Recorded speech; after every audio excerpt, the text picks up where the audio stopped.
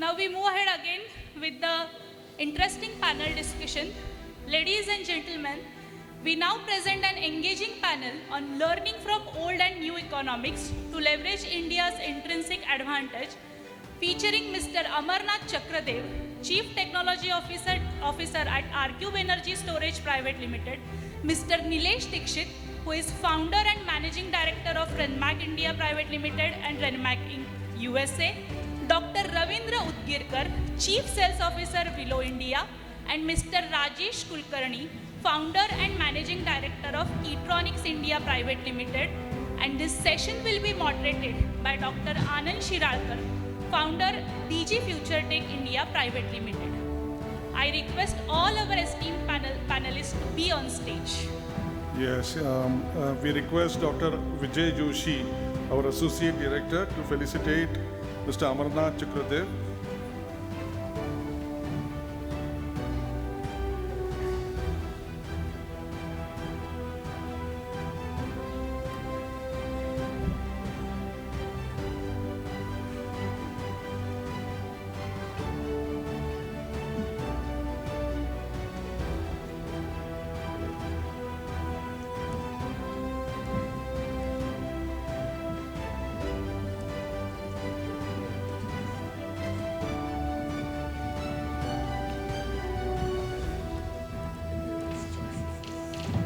Mr. Jitendra Doshi from Abha Group has come here, so let's give him a big applause for coming.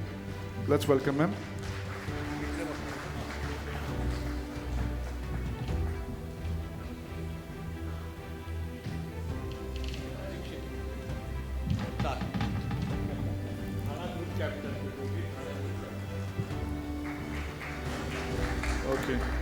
Okay.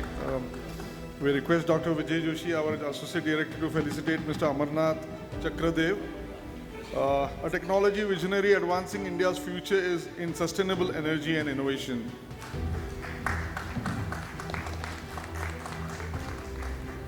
We also request Dr. Vijay Joshi to felicitate Dr. Ravindra Utgirkar, a dynamic industry leader driving growth, strategy, and market transformation. A big applause, please. Come on. I request Mr. Mahesh Deshpande, our Associate Director, to come on stage, please.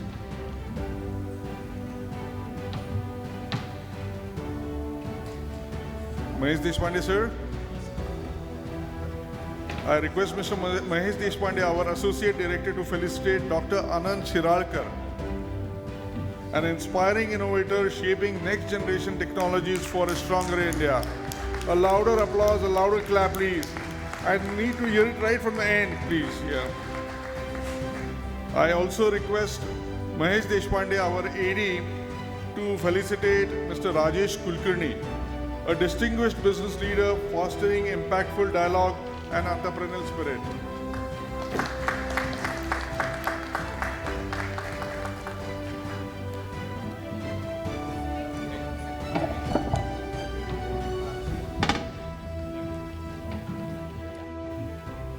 Good afternoon, everyone. So we have an amazing panel today, and the topic is learning from old and new economies to leverage India's intrinsic advantage. So this is something very interesting because आणि हा जो session आहे तो आम्ही मराठी आणि English दोन्हीमध्ये करू.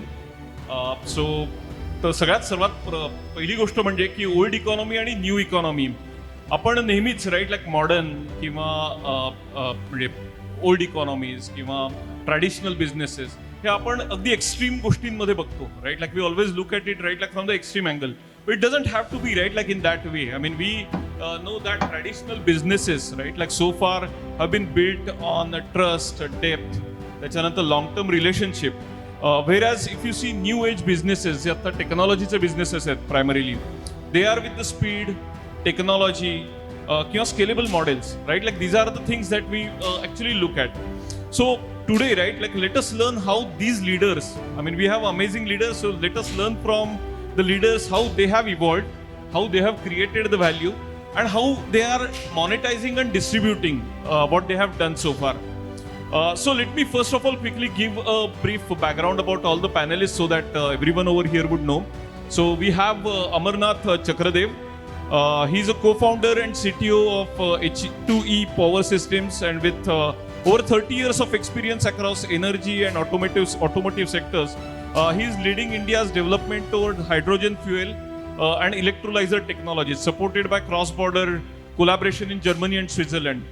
So let's give him also, right? Like, I mean, everyone, big round of applause. I mean, they. So Neelesh Dixit ji. So he's a managing director at Rainmac India. Under his leadership, the company evolved from railway maintenance services into India's first manufacturers of battery-operated rail shunters, built through European joint ventures. So the company also has a long-term MOU with Godrej. So let's also give him a round of applause. We have Rajesh Kulkarni. He is the founder and managing director at Keytronics India.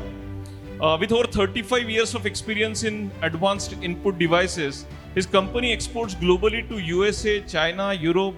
A recipient of more than 20 national and international awards. He is now expanding it into the EV sector and technologies. So Keytronics is one of the first SMEs in India to establish state-of-art optical bonding facility, a capability currently available only with the 2 or 3 major players in India. So again, right, like, let's give him a big round of applause.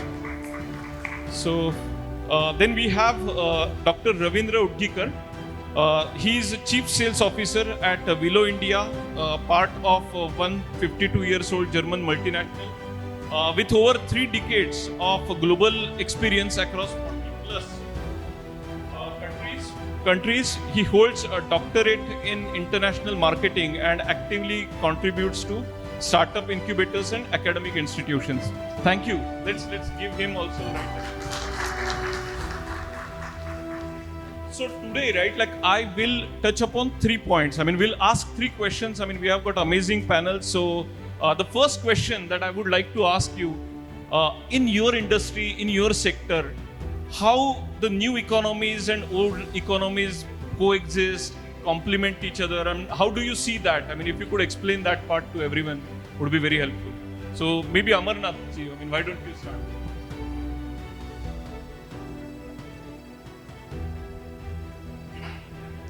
Hello. Thank you for calling me on the panel discussion. Again, question is old and new.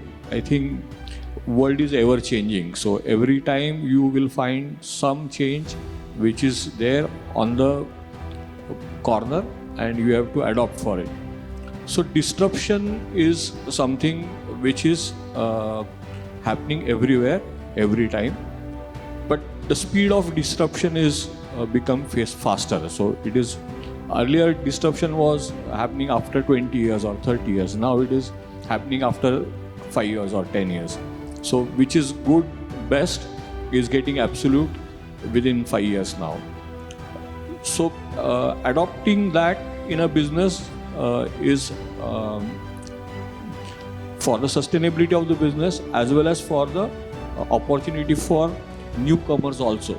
So I am looking at changing scenarios in the economy is good for industry, good for the people, good for newcomers, because they just displace old players and become an opportunity for new. So old economy, new economy, it is definitely going to have different challenges on the ground, but challenges creates opportunity for the business.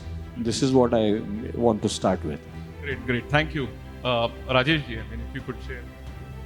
First of all, thank you BBNG and Anand for inviting me here. So coming back to the question what you asked about the traditional businesses and the existing new economies or the new businesses. Our company is a very good example of these two things.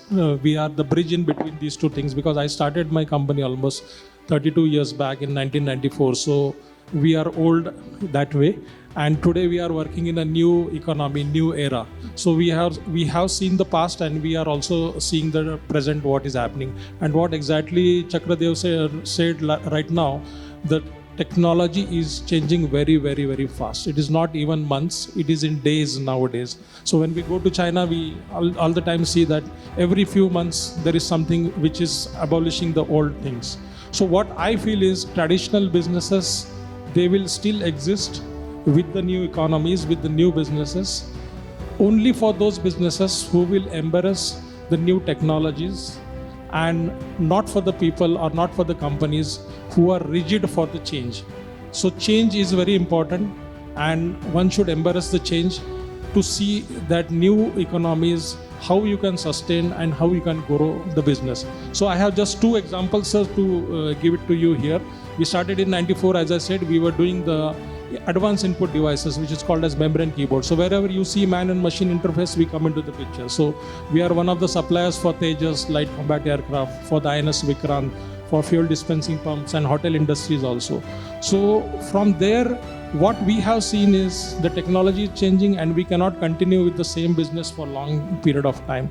So we decided at the right time to invest into embedded activity, hardware activity, software activity. So we changed our line slowly, not exactly immediately, slowly.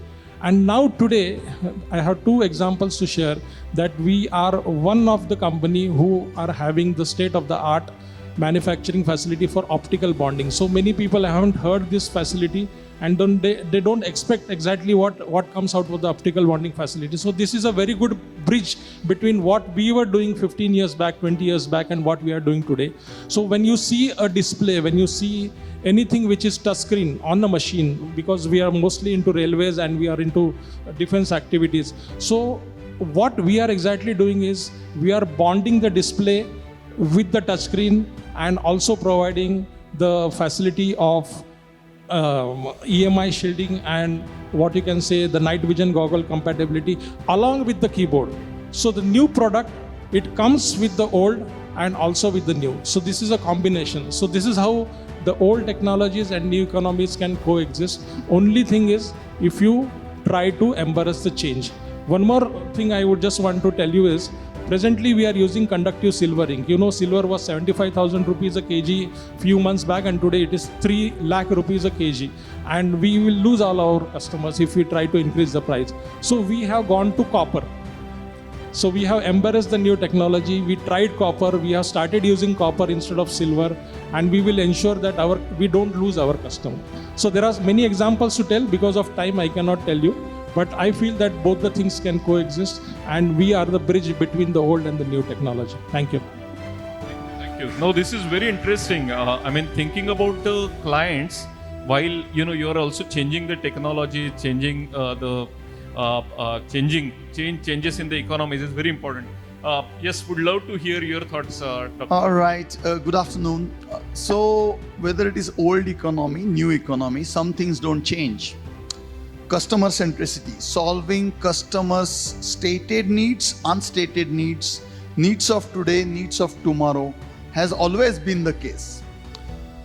Things like promising what you can deliver, delivering what you have promised, continues to stay. Indeed, technology has been evolving. Indeed, there have been technology disruptions, but that's also not new. Our ancestors were hunters, then they became farmers. Then they started working for industries. Then came internet. Then came smartphones. Then came automation. And now we are looking in the era of artificial intelligence and regenerative agents.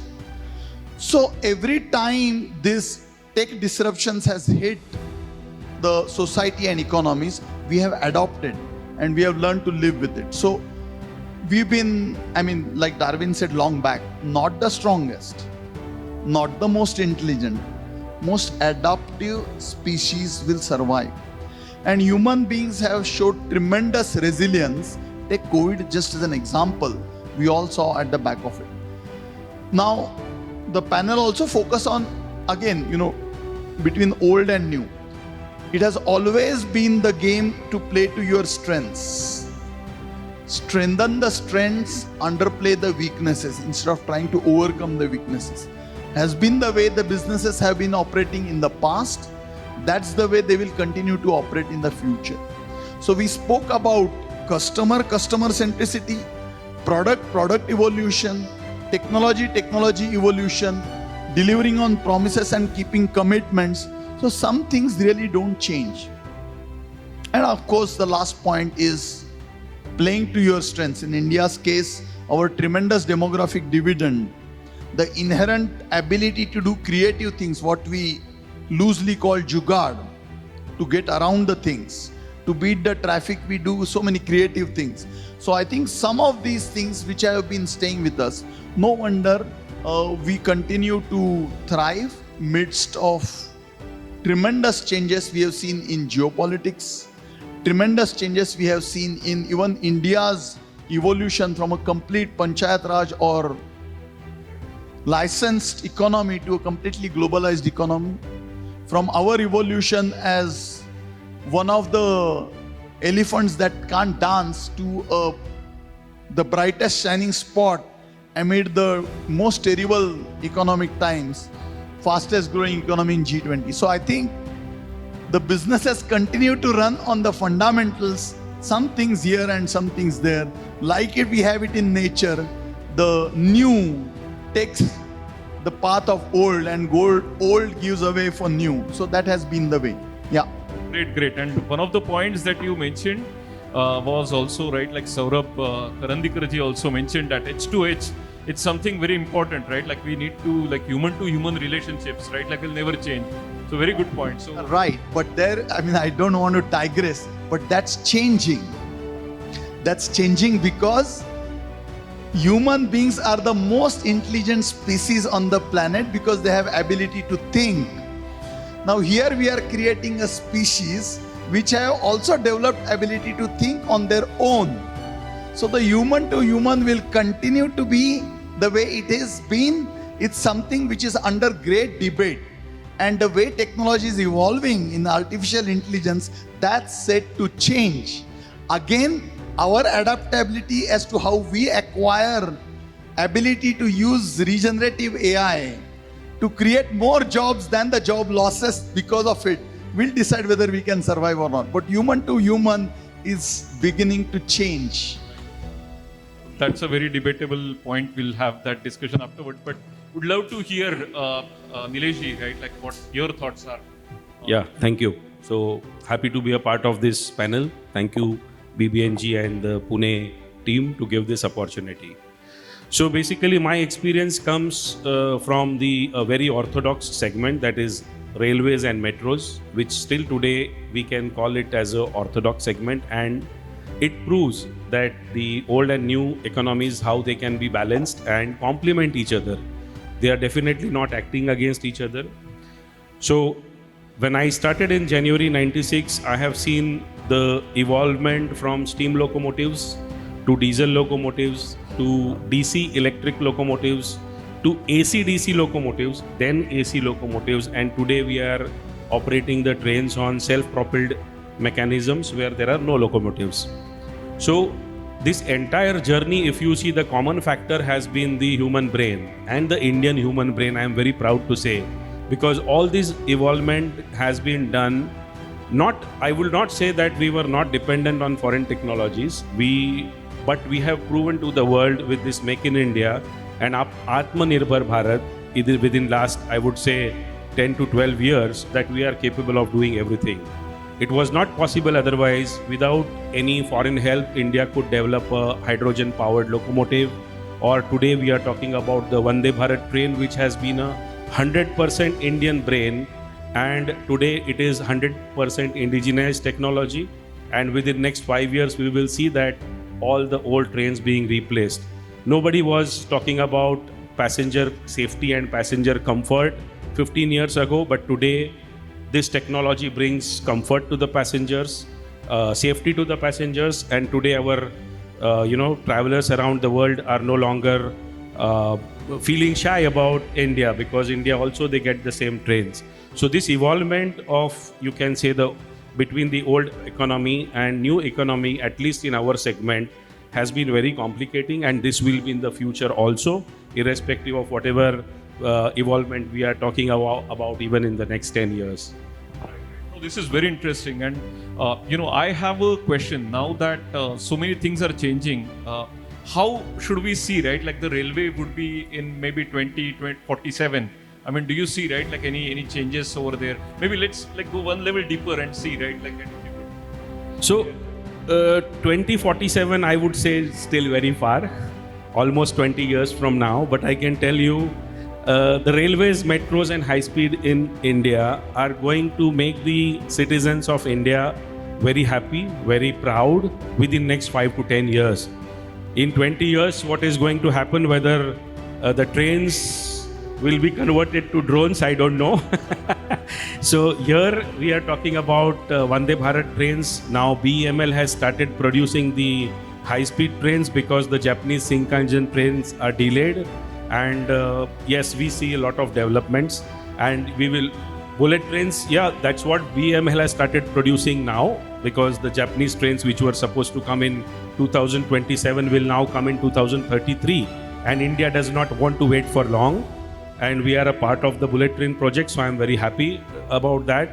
And also the other technologies which are going, hydrogen powered locomotive or hyperloop, India is working on that. R&D is going on, so the technology is evolving. You are already seeing developed stations. The stations will be managed like airports. The trains, Vande Bharat trains, will be managed like flights. So the passenger, from passenger point of view, at a price what they have already fixed now, it's quite reasonable as compared to the comfort what we are going to get. And yes, of course, the stations, when they are lavish, you can, just walk in like you are walking in a 5-star hotel. So this is something which our Indians are going to see within next 5 to 10 years. Yeah. Oh, excellent, Yes, excellent. multimodal transportation will be a reality. You can seamlessly go between railways and roads and air. Right. Connected cars, who knows, connected railways could be a reality in a matter of. That's a very good point. I'll come to you also. I mean, would love to hear the Willow, right? Like the company that you are working in, it's like 152 years old. It must have gone through multiple industrial revolutions also. So how company survived, thrived, and how it adapted changes, because this is something very important for us also, because we are also going through this new AI change that we will see. So we'd love to hear how your company, right? Like, wonderful. So we are a company which is a global multinational, over 50 nations, over 93 facilities, but Glocal has been our mantra, which means global yet local. So you are actually servicing the needs of domestic customers. You are trying to indigenize the international technologies to make them affordable. You are trying to bring the industry best practices around the world to make sure that your customers are benefited. You are trying to, devise solutions that are solving customers' unstated needs and needs of tomorrow. So I think staying ahead of the learning curve has been one of the driving forces. The company works on a lot of intelligence and scenario planning, which means how is the geopolitical dimension panning out? How the technology landscape is evolving? How the customer preferences are changing? How the pricing parity has been evolving are some of the dynamics that are getting factored. At the same time, being a global company, having wonderful, well-oiled supply chains to be able to source the components, technology, packaging, logistics is also one of the way you can actually learn from each other. So I think the secret success here to be able to survive as an organization over decades and centuries is to get up close personal with your customers, so much so that you are able to understand their needs even before they understand them. You are able to actually do through a stage gate model, a product development which brings out a product that works first time, right? You work on the changing consumer patterns and buying behavior and price preference in such a way that you are ready even before they start making those demands. and you continuously develop innovation pipeline, and that innovation pipeline doesn't remain only limited to the technology innovation, it also encompasses process innovation, it also encompasses engineering, logistics, supply chain, people, financing. So innovation across the value stage, from concept to realization and care for life, innovation can happen at every link of the value chain. So I think if you keep that game, probably the companies can survive short-term, short-term unexpected shocks like COVID, or some disruptions like geopolitical disruptions, and still able to, rise with the tide. Thank you. No, this was very interesting. And one point that I feel that companies that are old, they have some retained earnings also, so they can absorb some shocks also. But would love to talk about that afterwards. And I have a question to Rajesh ji. So Rajesh ji, you started with hardware devices, keyboards, and started with Yes. that. And I would like you to go one level deeper in what you explained earlier.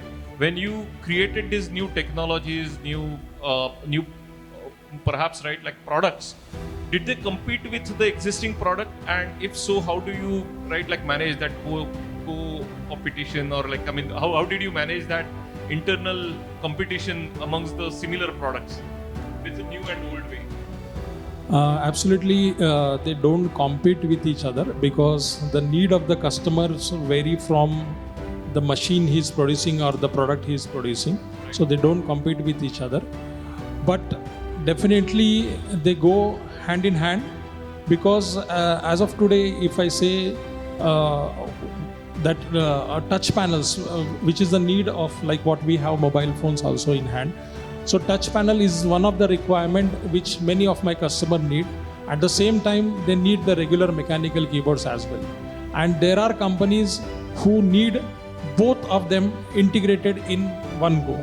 So definitely they go hand in hand and they don't compete with each other. Great. Thank you. So again, right, like when you're creating similar products and with the new technology, how do you manage that transition, right? Like was the... See, the products are not necessarily similar all the time. I will give you again one example so better to understand. There is a technology or there is a field called as printed electronics. So we came to know this word printed electronics just 15 years back. Actually, we were doing this 35 years back. So it is only a new label, it has come into the picture. So what we do exactly is we print conductive silver, conductive copper, graphene inks, and we produce different products. So now when you say about competition and the new technologies, I will give you one small example, like we produce flexible PCBs. So earlier the flexible PCBs, it was not very easy or cost effective to do it here in India.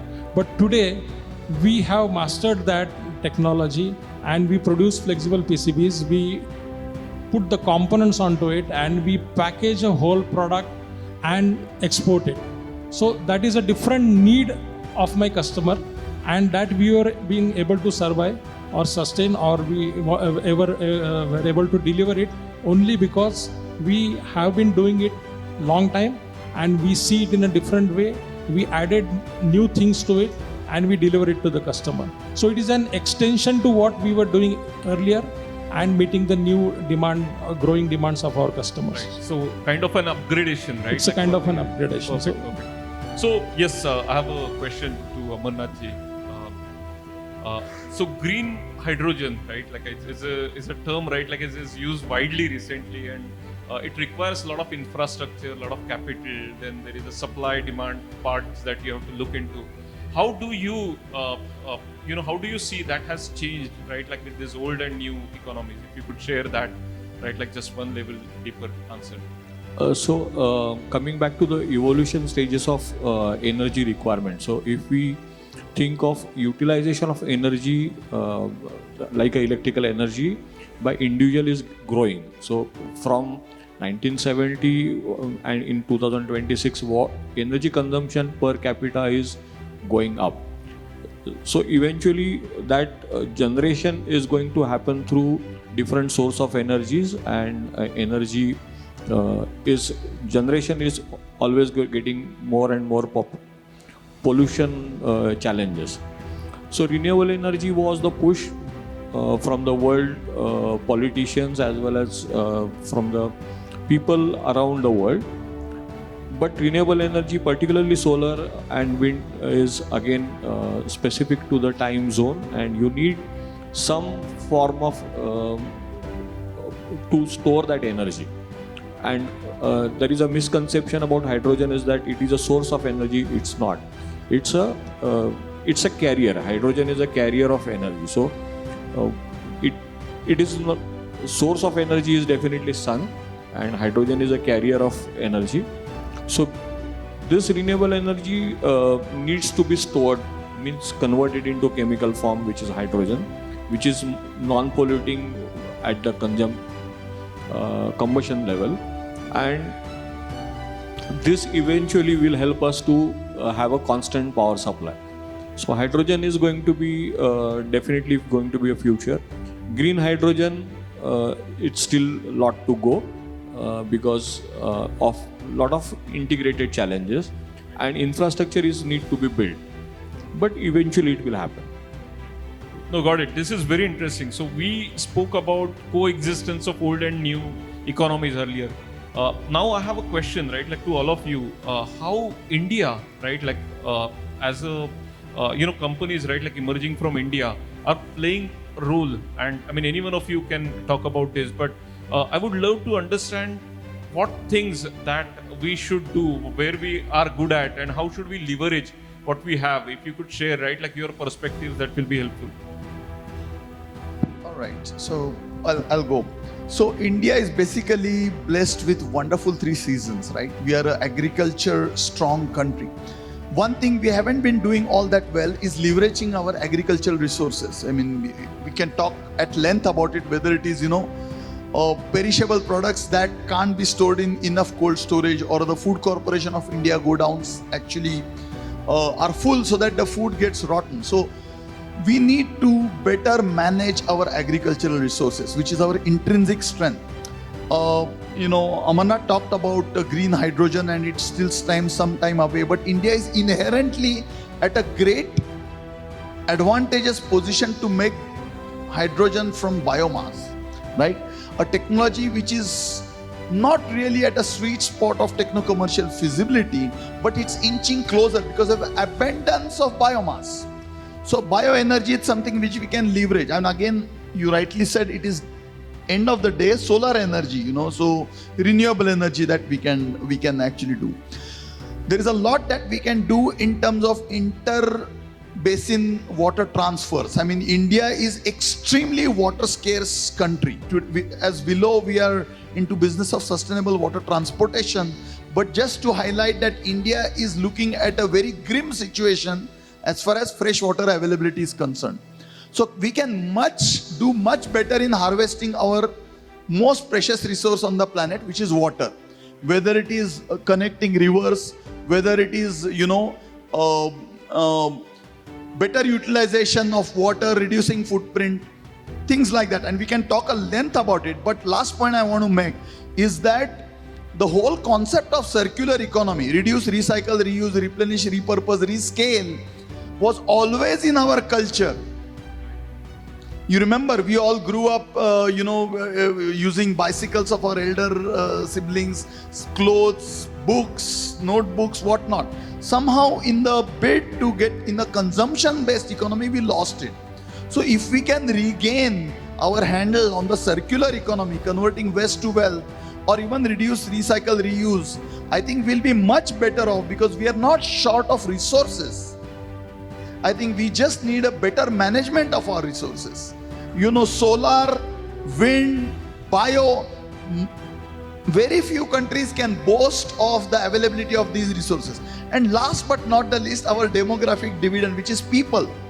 1.5 billion and counting population, largest country in the world, 950 million people between age group of 15 to 65, which is working class. If they work to their advantage, we can harvest the demographic dividend. But the challenge is to create meaningful employment. And I think in Sripadji's initiative of BBNG, we are trying to create job givers here instead of job seekers. And we don't want watchman, security guard, retail sales service, delivery boys kind of jobs. So I think these entrepreneurs in this room and beyond, probably 1,000 plus registered, are doing tremendous job in nation building. So that's one intrinsic strength. We are right now undercapitalized. No, great point. And waste to wealth is the keyword, right? Like that we need to focus on. Rajesh ji, I mean, would love to hear, what when you are actually exporting goods to US, Europe, and like some other countries as well. What they look at, right? Like you must be competing with a lot of other countries as well. So what they look at, right? Like what is that intrinsic in India that they look at? Good question. Basically, India is no longer a cheap labor or a cheap cost-effective solution provider. It may be in some part in textile, but what we find, what advantage we find is the companies or the countries which you mentioned that we are exporting, like developed countries like US and China. The very basic reason is we have a very good intellectual strength. All of us were talking about in the past sessions also, and we should make use of it. At this moment, the companies to whom we are exporting, they have all of them, most of them, GE, Philips, Siemens, Gilbargo, petrol pump division, everybody has a global design house in India. SKF has a global design house in India. And we discuss with them, we develop products for them. They are happy with our services. They are happy with our early engagements. And because of that, they bring us new businesses. So we see the possibility of exporting to their headquarters or their other divisions all over the world, and we take the advantage of that by designing, developing the product here because of the design houses what they have, and exporting to them. So in that way, we are not competing with them. We are a part of a global sourcing chain. So that is the advantage what we see. We are not at all competing with them. This is great point. And we, right, like when we are creating the products and when we are adding our IP on top of it, it becomes very easy, right, like to reach out to.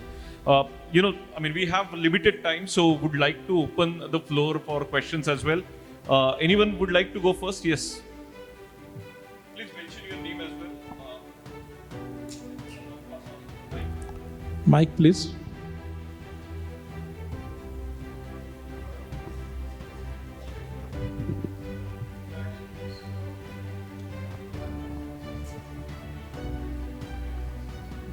Can't hear you. Mike, please.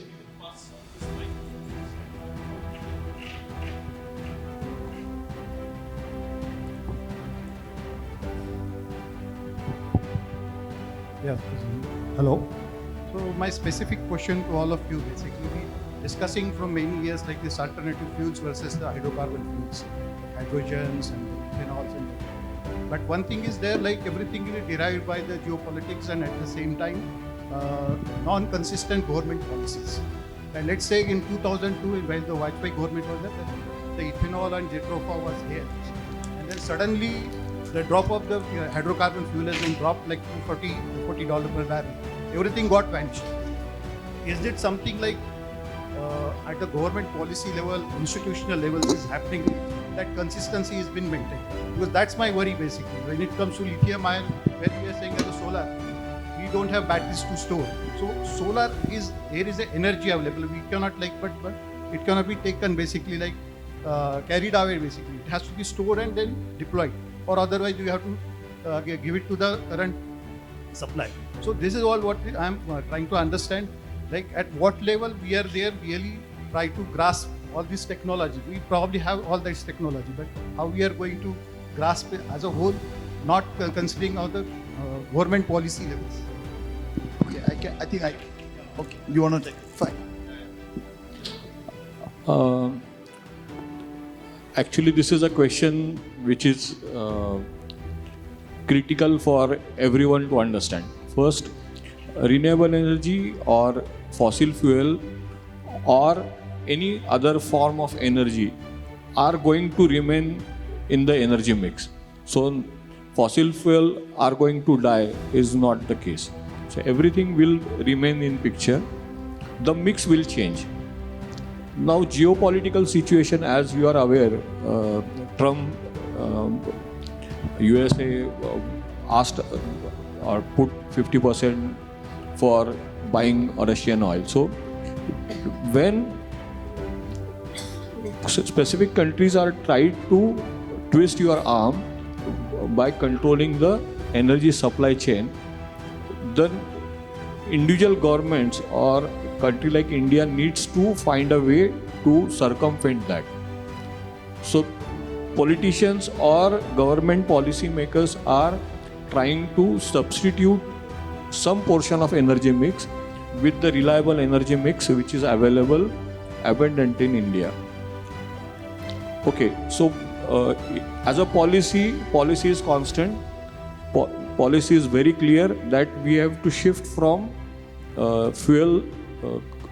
conventional fuel to fuel which is renewable and which is sourced from India.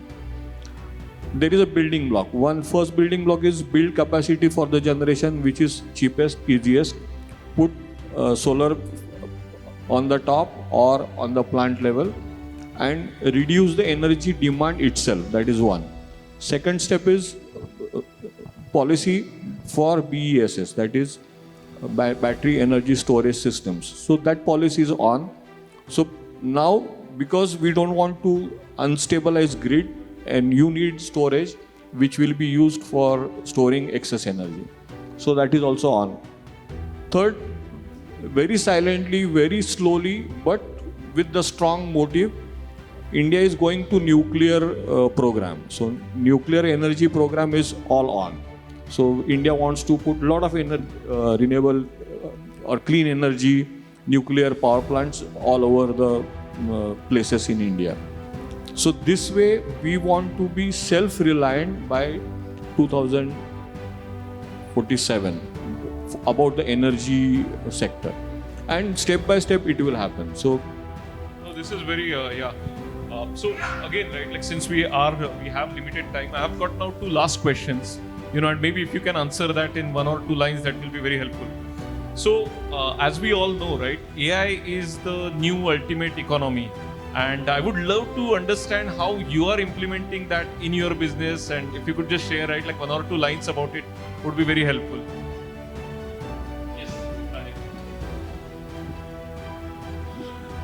We have implemented Industry 4.0 in last 1.5 years, and it has been very successfully implemented considering the size of our company. We are a very small company, maybe 150 people, but the kind of impact it has made on our employees, it is tremendous. Now they come up with very good ideas, like whether we can do this, whether we can do that. And it has changed the delivery period. It has impacted on our quality. It has been given us a vision to monitor what amount of employee or what amount of time is required for doing certain work. So definitely all small scale industries can embrace 4.0 because it is at a very well matured level as of today. Right. No, this is very helpful. Anyone would like to add any point? Okay, so just 1 or 2 lines. at the bedrock of success of AI is data. So those who are, because AI by itself will not do anything if Right. the data is error prone. Right. So lot of work is right now going on curating, refining the data which can help regenerative agents make accurate predictions. So it's a journey. Even the AI is evolving, even the data is evolving. Right. So I think everybody must be in that phase at this point. Because there was a MIT report that says only 5% of the companies in the world who have invested in AI are making money. 95% AI investments today are failing. Exactly, so I there want is- to add yeah. here that we started the journey 1.5 years back.